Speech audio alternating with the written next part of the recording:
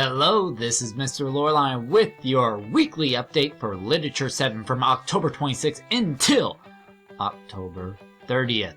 So, we're going to finish up the little project that we had last week with Acts of Resistance. Students will be presenting those.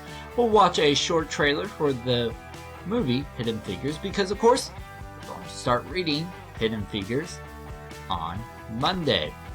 Then on Tuesday, we will be reading Chapter 1 and answering some questions. Now, those questions will be focusing on central idea, context clues, and analyzing interactions among things in the plot, like characters, setting, and plot itself. Now, the focus will be the analyzing on the interactions of the elements of the plot.